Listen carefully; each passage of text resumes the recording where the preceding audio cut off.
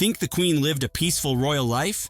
She survived many assassination attempts. Local and federal authorities were on high alert and ready to thwart a possible assassination attempt. One of them was by a teenager with a rifle. I'm sorry for what I've done and what I will do. Today, we're lining them up, breaking them down, and asking the question, how close did they actually get?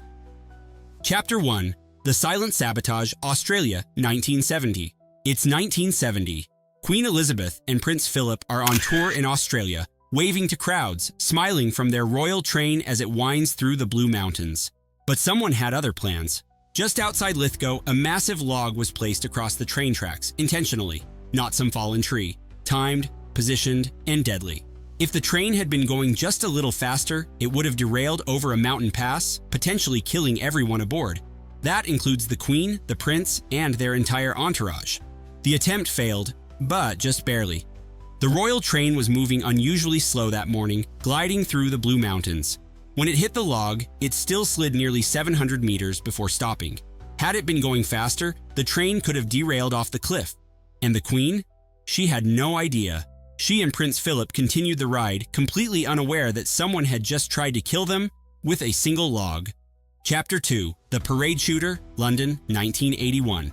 It's June 13th, 1981. London is celebrating the Queen's birthday with the annual Trooping the Colour Parade.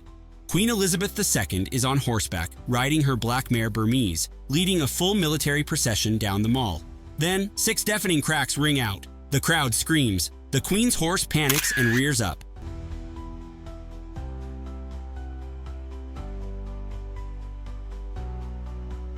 A 17-year-old boy named Marcus Sargent had just fired 6 blank rounds from a starter pistol directly at the Queen. Why? He was obsessed with fame, inspired by the recent shootings of John Lennon and President Reagan. He wanted to be remembered like them, even if it meant pretending to be an assassin. But what's shocking isn't just the shots, it's how the Queen reacted. She stayed calm, took control of her horse, didn't flinch, didn't flee. A tourist, Georg P. Jubel, captured the exact moment on camera, without realizing it. He only discovered what he had photographed after he developed his film days later. A young man mid-action, gun raised toward the Queen. For firing at the monarch, Sargent became one of the few people in modern times to be charged under the Treason Act of 1842. He was sentenced to 5 years in prison and served 3. In his diary, he wrote, "I am going to stun and mystify the world. I will become the most famous teenager in the world." He didn't. But the Queen, she showed the world exactly what grace under fire looks like. And if you think this is tense, wait until you see the moment a man with a loaded crossbow gets close, terrifyingly close, to Queen Elizabeth herself. Chapter 3. The Hidden Shot, New Zealand, 1981. Just 4 months after the parade shooting in London, Queen Elizabeth flew to Dunedin, New Zealand. October 14th, 1981. She's visiting a science fair at the Otago Museum. The motorcade is gliding through the city, and thousands of New Zealanders have lined the streets to catch a glimpse of her. But high above, in a secluded 5th-floor room of a nearby building, a 17-year-old named Christopher John Lewis is watching through a window. He's holding a .22 caliber gun, and as the Queen's car passes, he pulls the trigger. The shot misses, barely. No one in the crowd notices. The royal motorcade keeps moving. Even the Queen never knew how close she came. Authorities did find the spent cartridge later. They traced it back to Lewis. But instead of charging him with attempted assassination, officials, in a deliberate cover-up, charged him with firearm possession and kept the story out of the headlines. Why? Because they feared that if word got out, it would embarrass the government and scare the royals away from future visits. They buried it, and Christopher John Lewis became a ghost in the system. He would later go on to plot another attack during Prince Charles's visit and eventually die by suicide in prison. Of all the attempts on Queen Elizabeth's life, this one came close to succeeding, and no one heard the shot.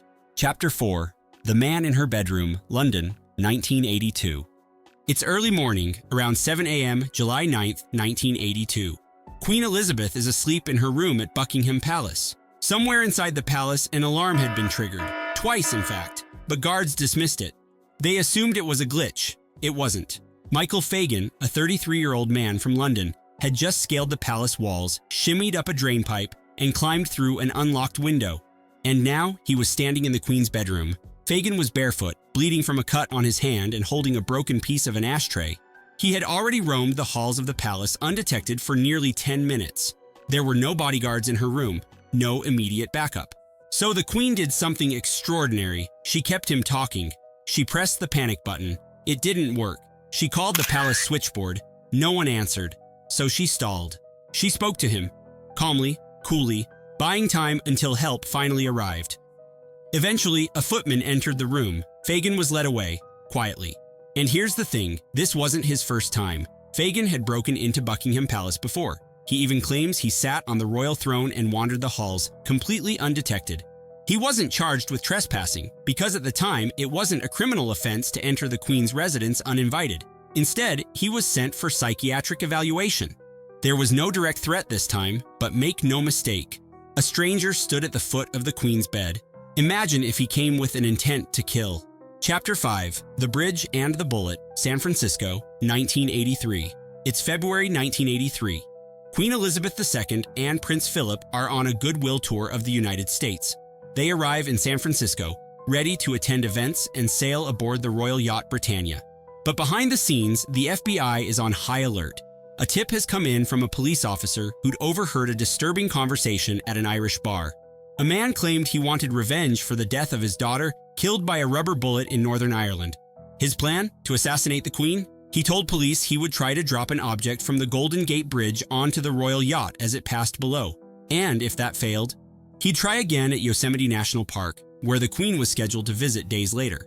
This was serious. He had specific plans, locations, and timing, but fortunately, the FBI acted quickly. They coordinated with the U.S. Secret Service, closed the walkways on the bridge during the yacht's passing, and increased surveillance across the Queen's itinerary. The public never knew. No arrest was ever made, and the plot faded into silence, until May 2023, when the FBI declassified their files and the story finally came to light. In hindsight, it was one of the most organized and ideologically driven threats ever made against Queen Elizabeth on foreign soil. And the scariest part? It came this close to actually happening, in broad daylight under one of the most famous landmarks in the world. Chapter 6, The Crossbow and the Crown, Windsor Castle, 2021. It's Christmas morning, 2021. Queen Elizabeth II is at Windsor Castle, spending her first Christmas alone since Prince Philip's passing. The mood inside the castle is quiet, but outside, something is already moving in the dark. At 8:10 a.m., a man in black climbs the castle's protective walls using a rope ladder. He's wearing a hoodie, a mask, and in his hands, a loaded crossbow. He doesn't try to hide. He records a chilling video on Snapchat, holding the weapon and saying, in his own words, "I'm here to assassinate the Queen. This is revenge for 1919, for those who died in the Jallianwala Bagh massacre." I'm sorry. I'm sorry for what I've done and what I will do. I will attempt to assassinate Elizabeth, Queen of the Royal Family. His name is Jaswant Singh Chale, a 19-year-old from Southampton. The footage was sent to friends just moments before the break-in.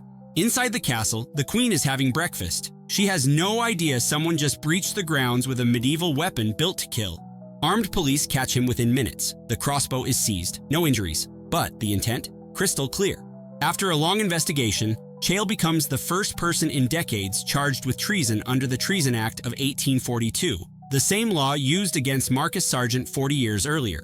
He pleads guilty to attempting to harm the Queen. The video, the weapon, the timing, all real, all confirmed. It didn't make front-page headlines for long, but for royal security, it was a wake-up call. The threats haven't stopped. They've just changed format even after the Queen has passed. Not a sniper, just a teenager with a crossbow, a camera, and a cause. 6 assassination attempts. A sniper in New Zealand, a man in her bedroom, a crossbow at Windsor. And Queen Elizabeth II? She never flinched. When someone tried to derail her train, she smiled through the countryside. When blanks were fired at her horse, she calmed it and carried on. When a man with a broken ashtray stood in her room, she spoke to him with grace. But she wasn't just resilient, she was warm, witty, human. She joked with world leaders. The Prime Minister of Canada for making me feel so old. Loved her corgis. Appeared with Paddington Bear and nailed the timing. Behind closed doors, she laughed. Teased. Led. She served in World War II, was briefed on security until the end. And in a world that changed constantly, she stayed steady. Not because she had to, but because that's who she was. They tried to silence her, shake her, scare her, but she was the one who endured, with pearls, purses, and unshakable presence. She didn't just survive history, she carried it. And she did it with kindness, duty, and the kind of quiet courage most people never even see. Like, subscribe, and dive into our Queen Elizabeth facts video next.